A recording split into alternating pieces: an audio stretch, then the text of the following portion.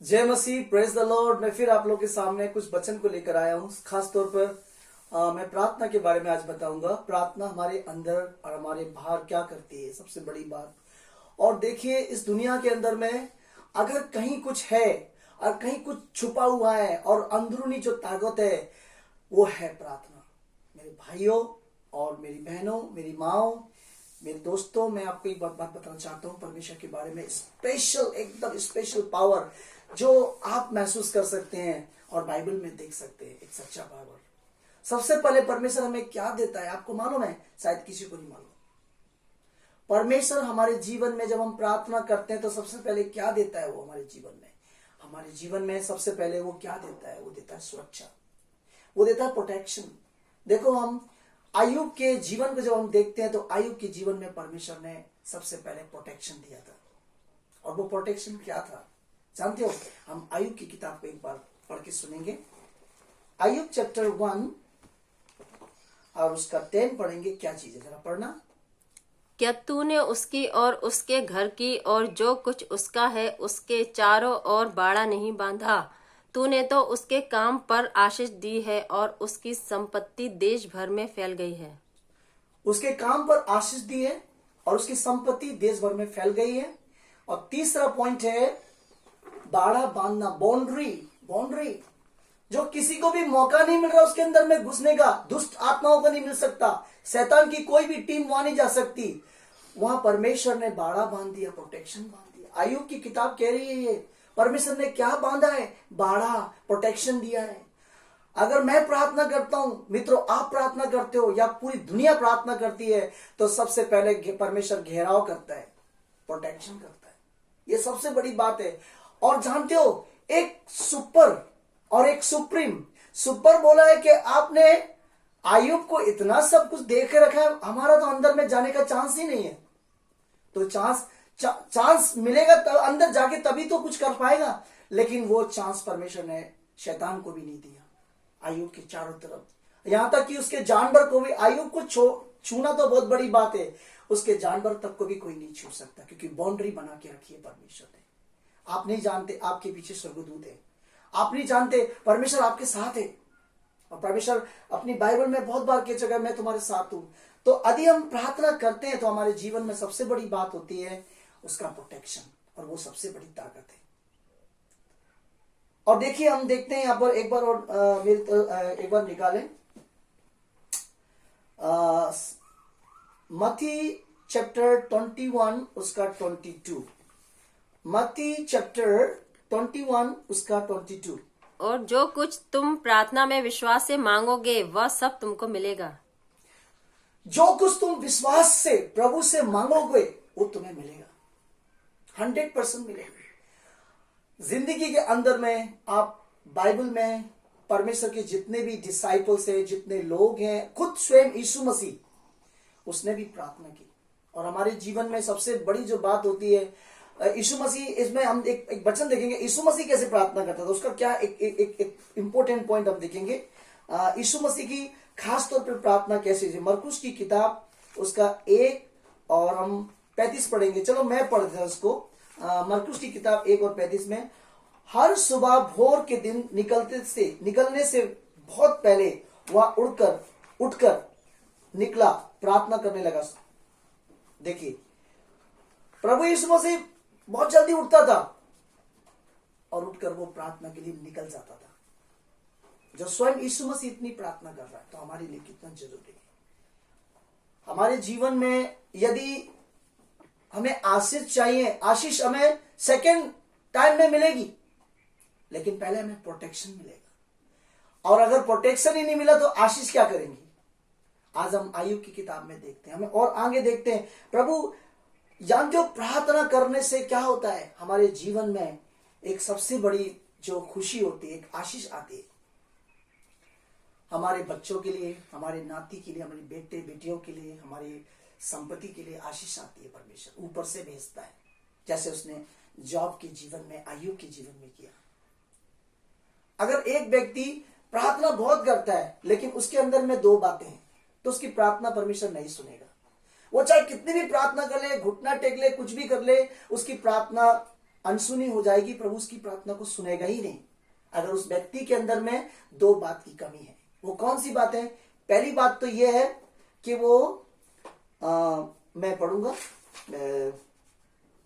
नीति वचन उसका 28 और 9, नीति वचन उसका 28 और 9 पढ़ना जरा।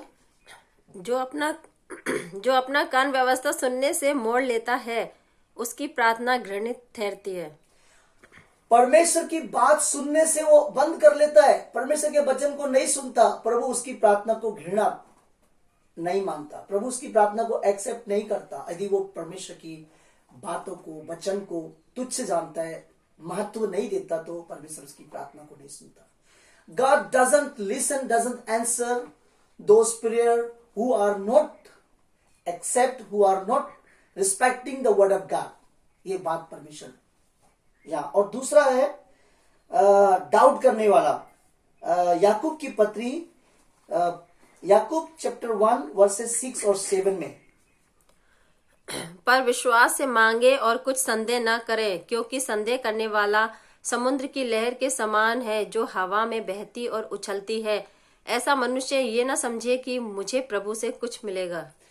आप मांग रहे हो और विश्वास नहीं हो रहा, अंदर अंदर आप प्रार्थना करते हो लेकिन अंदर का विश्वास बिल्कुल नहीं है, तो आप परमेश्वर से कुछ आपको नहीं मिलेगा। ये ध्यान रखना है। हमारी प्रार्थना हम जो करते हैं और हमारे अंदर पक्का विश्वास है प्रभु के प्रति, प्रभु जरूर हमें देगा, तो उम्मीद कर सकते हो। और विश्वास, इधर प्रार्थना कर रहे हो और विश्वास नहीं करके बल्कि संदेह कर रहे हो, तो वो कभी नहीं होगा। हमारे जीवन में सबसे बड़ी बात यही है कि इंसान परमेश्वर पे शक कर रहा है। अरे इंसान के ऊपर शक करेगा बात अलग है, आप मेरे ऊपर शक करो, दूसरे के ऊपर शक करो, डाउट करो, कोई ये कोई बड़ी बात नहीं है। लेकिन जब आप उस सुप्रीम पावर, जो महान परमेश्वर, उसके ऊपर डाउट कर रहे हो, तो वो आपको कैसे प्रार्थना में उत्तर देगा? कभी नहीं देगा। ये दो इंपॉर्टेंट बात जो मैंने बोली, अगर आपके जीवन में है तो प्रभु से आप उम्मीद छोड़ दो, आपका आंसर कभी नहीं मिलेगा। और प्रभु आपकी प्रार्थना को भी घृणा करेगा, उस हिसाब उसको स्वीकार नहीं करेगा, एक्सेप्ट नहीं करेगा। प्रार्थना की सामर्थ्य क्या है?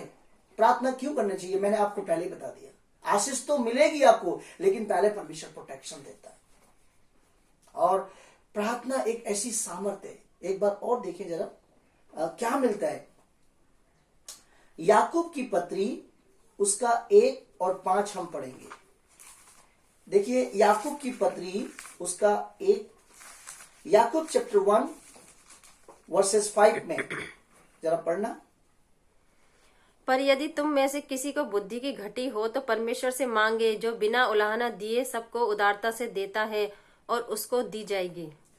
परमेश्वर खुद बोल रहा है, यदि आप लोग को घटी कमी है, प्रॉब्लम है, समस्या, प्रार्थना नहीं कर पा रहे हो, आलस आता है, तकलीफ होती है, मन नहीं लग रहा, दिमाग काम नहीं कर रहा, बुद्धि नहीं है, कैसे बोले, हम लोग बहुत बार प्रार्थना करने का दिल होता है, फिर मन आलस आ जाता है। बहुत कुछ ऐसा है हमारे जीवन में जो प्रार्थना के लिए हमें रोका जाता है। लेकिन बाइबल कहती है तुम बुद्धि मांगो, ज्ञान मांगो, मैं तुम्हें दूंगा, मैं फ्री दूंगा। और देखो अगर आपको बुद्धि आ जाएगी, आपको मालूम है यीशु मसीह ने 40 दिन उपवास रखा शैतान से जीतने के लिए, बुद्धि पाने के लिए। इस संसार को जीतना मामूली बात नहीं है। सब परमेश्वर ने प्रार्थना में परमेश्वर से मांगा।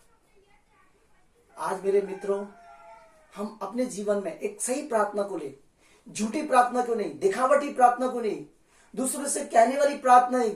जाएं और अपने घर के अंदर जाएं, दरवाजा बंद करें, प्रभु जाने और आप जानो, आप ऐसी प्रार्थना करना। तब देखो प्रभु आपको कितनी आशीष देता है। आप जानोगे, प्रभु जानोगे कि प्रभु आपके साथ है।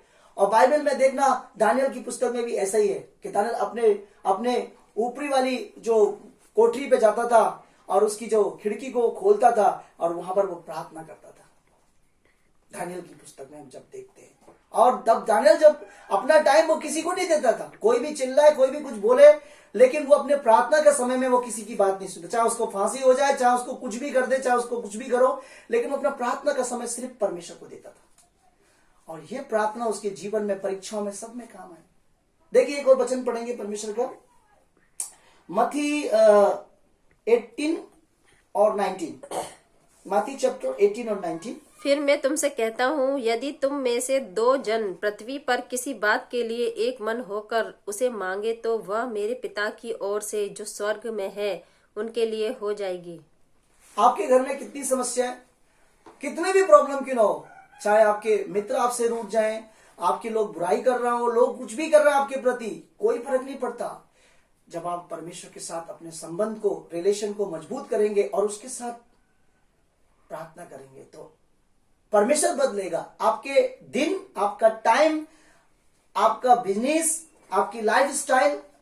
परमेश्वर सब कुछ बदल देगा क्योंकि वो परमेश्वर है। और परमेश्वर ने 2 बात बताई है कि आप उस पर संदेह न करें, डाउट न करें और उसके वचन को तुच्छ न जाने। ये सबसे महत्वपूर्ण बात है। मैं सबका शुक्रिया अदा करता हूं, खासतौर पे जो वचन सुन रहे हैं। मैं बहुत कुछ बोलना चाहता हूं, मैं भी शॉर्ट में ला रहा हूं, लेकिन मैं लास्ट बताऊंगा। प्रार्थना की सामर्थ वही जानता है जो प्रार्थना करता है। आपको मालूम है, प्रार्थना का नशा सारी दुनिया की जितनी भी नशे हैं उन सबसे बढ़कर नशा है। और प्रार्थना यदि जो करता है वो सबसे पहले उसके वचन में खो जाता है। यीशु मसीह ने दिन भर प्रार्थना की है, रात भर प्रार्थना की है। भाई ये 40 दिन 40 रात कुछ नहीं खा के प्रार्थना करना, उसका चेहरा बदल गया। और यहाँ पर बहुत सारी बातें, जब प्रभु की उपस्थिति में आप जब खड़े होगे, उसके साथ समय बिताओगे, वो एक मंजर, वो समय एक अलग होगा। और आप उस खुदा की जो सुप्रीम है, जो प्रभुओं का प्रभु, राजाओं का राजा, जो सबसे ऊपर बैठा है, आप और वो दोनों प्रार्थना कर। बताइए, आप और वो, आप प्रार्थना कर रहे हैं और पिता सुन रहा है, कितना अच्छा आपको आंसर मिलेगा।